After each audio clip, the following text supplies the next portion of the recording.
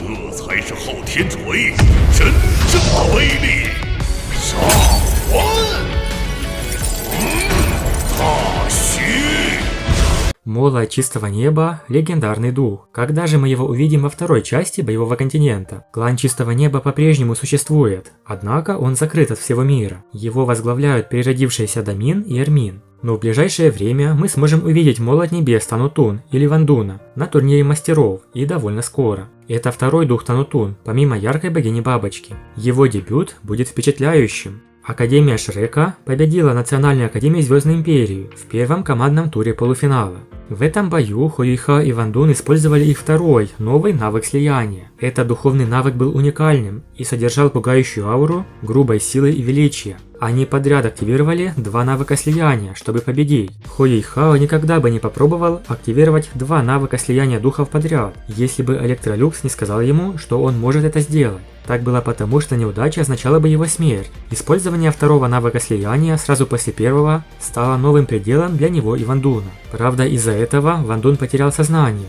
поскольку Хуэйхао извлек всю его духовную силу после того, как достиг предела своей собственной духовной силы. Это второе слияние духов Хуэйхао и Вандуна зовется «Пылающий посреди мороза молот Небесного Императора». Все верно, слияние вызвало просто огромнейший молот, который в критический момент переломил ход битвы. Когда Хуэйхао и Вандун взялись за руки, интенсивный белый свет переплелся с темно-золотым светом. Фигуры Хуэйхао и Вандуна исчезли. Мгновением позже бесшумно появилась стройная фигура. Этот человек был примерно около 2 метров роста и выглядел как взрослый Хуэйхао. Вероятно, это был образ того, как он будет выглядеть, когда вырастет. В тот момент, когда он появился, ледяной туман в воздухе начал стекаться воедино. Человеческая фигура оказалась очень реалистичной. Он протянул правую руку, вонзил ее в шар света перед собой. В следующее мгновение пространство перед звездным барьером мгновенно разрушилось, после чего появился огромный молот. Молот был чернильно-черный, но на каждом из двух концов находился острый выступ нефритового зеленого цвета, в то время как его ручка была полностью инкрустирована бриллиантами.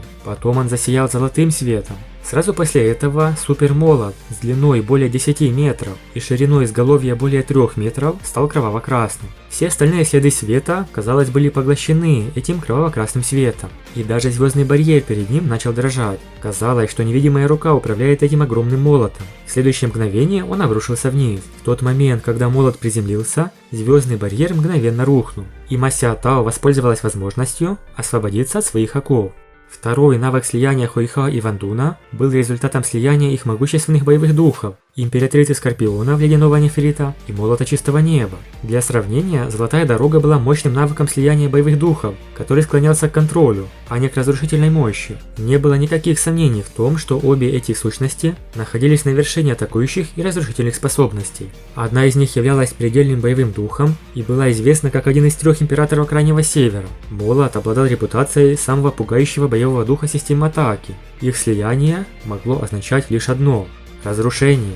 Это будет поистине зрелищный момент – высвобождение такой силы с использованием Молота Чистого Неба. Ледяная Императрица, как боевой дух предельного льда, стала главной управляющей силой, поскольку разрушительность атрибута абсолютного льда безупречно слилась с чистой катастрофической силой Молота Чистого Неба. Результатом стал образ зрелой формы Хуэйхао, который разрывал пространство ужасающим ударом. Разрушительная сила, производимая в это единственное мгновение, была намного сильнее, чем их совокупная мощь при объединении раньше. Возможно, так происходило потому, что показатели совместимости их боевых духов были настолько высоки, что даже они сами не могли в это поверить. В итоге, два мощных навыка слияния боевых духов Хуэйхао и Вандуна стали ключевым фактором для Академии Шрека, принудительно переломившим ситуацию. Несмотря на то, что эффективность духовного обнаружения Хуэйхао была сильно ослаблена, он снова стал проблеском света Академии Шрек в этой битве. Ждем это великолепное сражение на турнире и появление Молота Чистого Неба. Большое спасибо за просмотр, подписывайтесь на канал и всем пока!